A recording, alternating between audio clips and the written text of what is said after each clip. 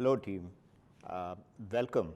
I know you've had a lot of sessions already on data and AI as part of this virtual summit. I wanted to share some of my thoughts. My name is Chandrasekar Thyagarajan. They call me Chandru. I'm the Chief Financial Officer for IBM in India, South Asia.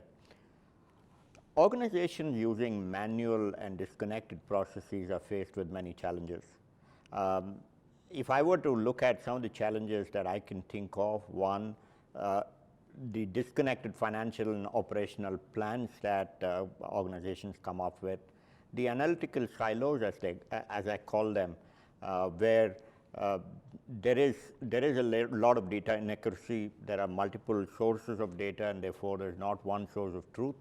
There is disconnect between data that's coming from one organization versus another, and therefore these are not integrated. There's a lack of agility as a process, one number of iterations that one has to go through, and also the fact that there is just too much of data from various points. Third, I think the biggest issue is that these plans are not open to be revisited with changing market dynamics, and that is a problem.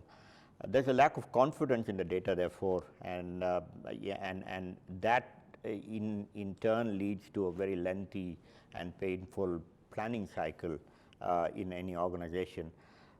The role of finance, as you all know, has been evolving.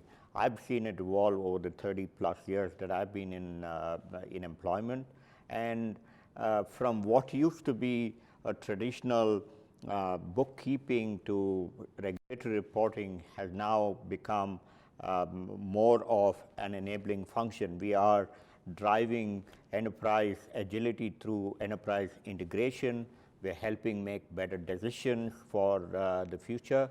We're also providing the foundation for profitable growth through a new discipline of performance. For us to do what we have to do, I think integrated planning is key.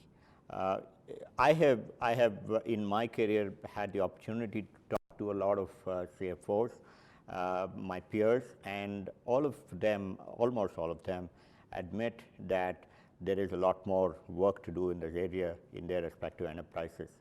The question is our planning integrated? Is our planning connected? We in our organizations have multiple functions and departments that we need data from in order for us to make a good planning process or a budgeting process. You talk about, for example, in my organization, we have the R&D organization, we have the workforce management, we have inventory, marketing, capital, and treasury. We have the finance team, we have procurement, logistics, sales. Obviously, we need data from all of these functions to come together for us to make an integrated plan and for us, therefore, make a good set of business decisions. Coordinated decisions obviously lead to coordinated execution, greater business performance. And for us to do it, obviously, we need to get a lot of our functions together. You think about how we can get, for example, HR, workforce planning that we do, headcount planning that we do, compensation planning that we do in the HR functions. In operations, the demand planning, supply chain planning, sales and operations, inventory planning, sales, you have sales forecasting, you have sales territory planning, you have sales quota planning, you have sales capacity planning, and drill it down to finance itself, right? Financial planning, analytics, strategic planning, the capital planning, expense planning. I can go on and on, right? You have IT, marketing, and a lot of these functions that I think we need to integrate, apply planning, analytics across the enterprise. In my mind, organizational strategy alignment and collaborative decision making are key to better business results. At this point, I thought it'd be a good idea for me to talk about what we have been doing in IBM. I trace back IBM's journey over the last 30+ years in our finance transformation. Like most other large organizations, we were a very distributed finance setup, had multiple finance organizations across countries, have had each country, each organization obviously had their own chart of accounts and so on and so forth, and it became very difficult to do any meaningful analysis or consolidation without significant manual effort. Back in the early 90s, IBM started with a journey. First, common processes, common chart of accounts, common set of nomenclature, taxonomy, and then in the early 2000s, we started looking at the concept of COEs. We had a centralized finance function where we could, and tried and moved common tasks into the centralized organizations, into these COEs, with a more on-site set of organization that was really working directly with the business unit. This we moved further in the later part of the 2000s, where we set up a more set of organized centers of excellence, which was really the consolidation operations reporting arm for the CFO and for the line teams, and and later in 2010 beyond, there's a lot of analytics and technology we started to put into these COEs and into the finance organization overall.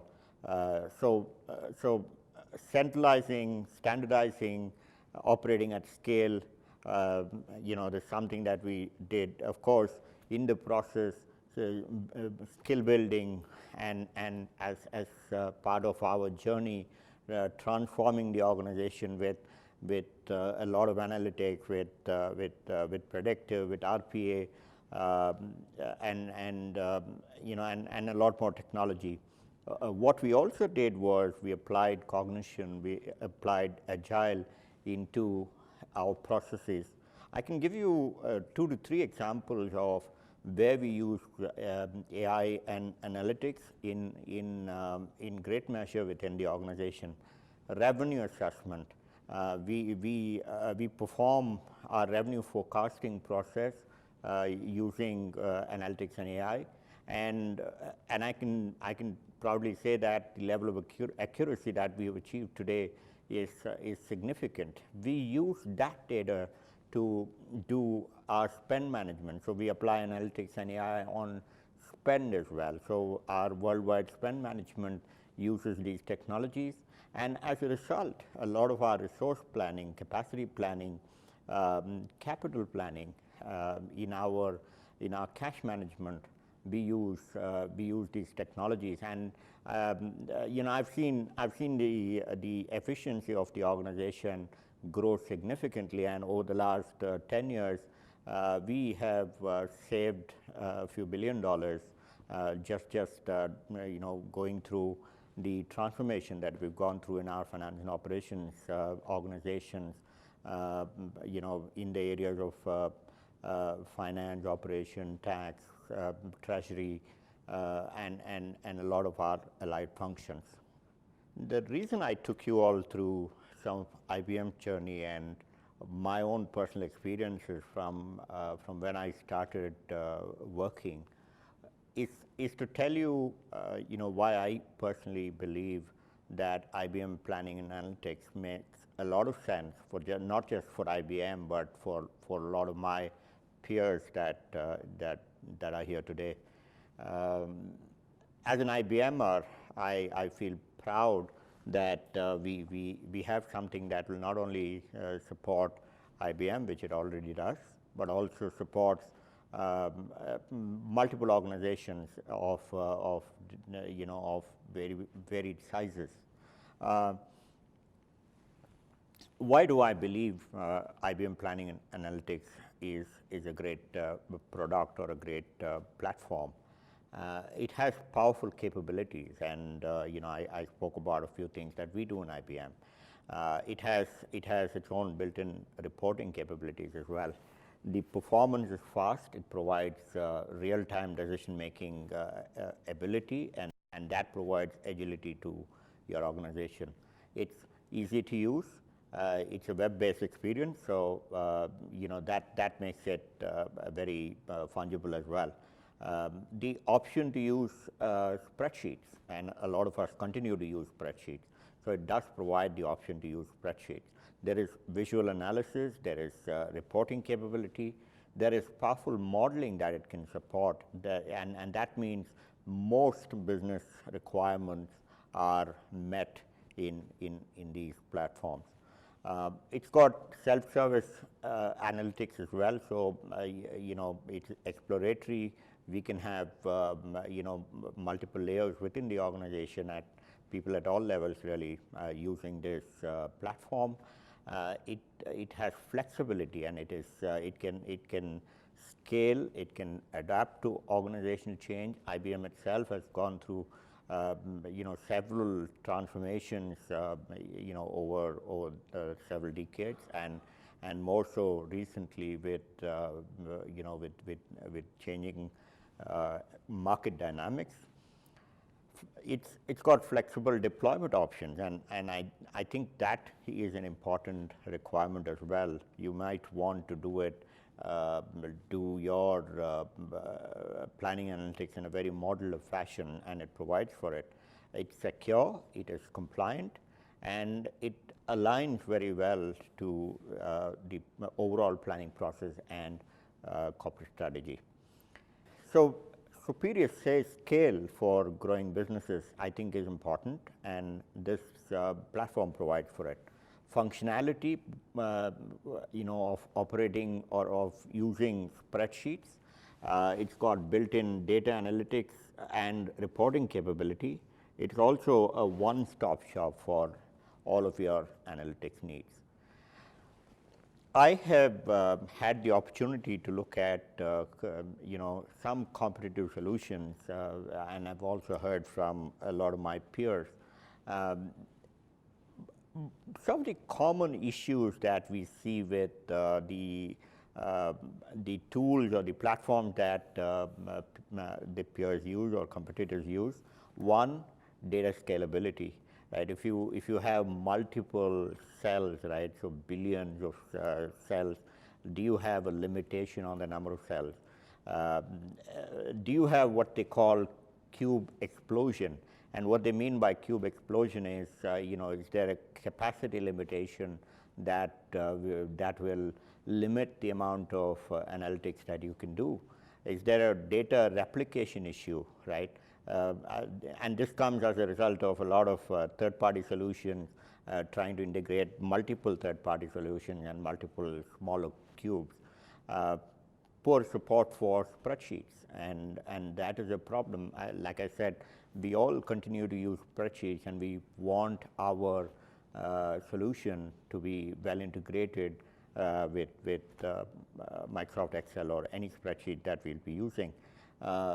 Reporting, analysis, visualization, how much of it will get done without multiple third-party applications, because many of these solutions don't necessarily have native capability.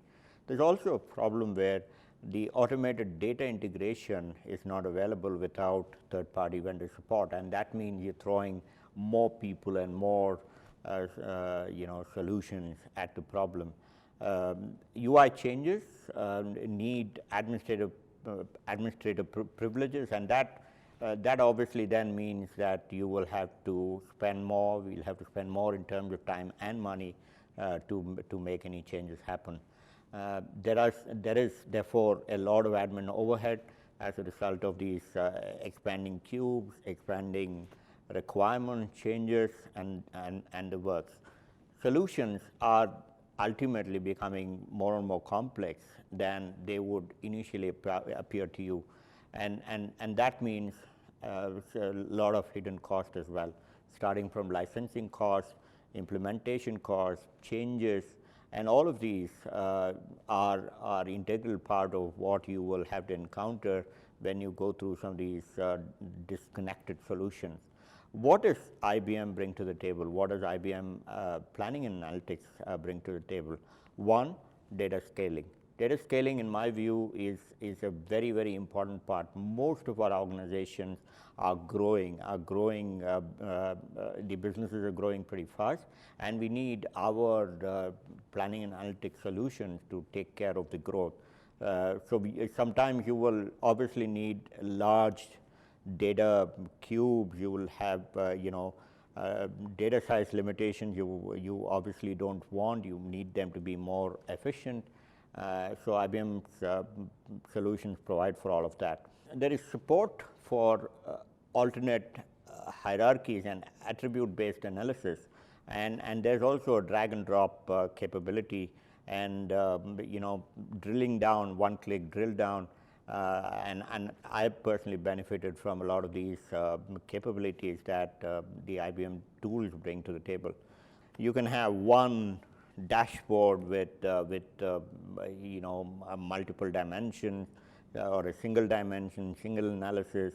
It obviously looks a lot elegant and usable. Now, I'm sure this short presentation gives you a view for the capabilities of the IBM planning and analytics solutions. My team and I are very happy to assist you if you would want a live demo, or if you want one of us to meet you and give you a little more detail into what we do and what more we can do for your organization. Feel free to contact me, or feel free to contact my team members, and we'll be very happy to work with you. Thank you very much. Thank you for your time.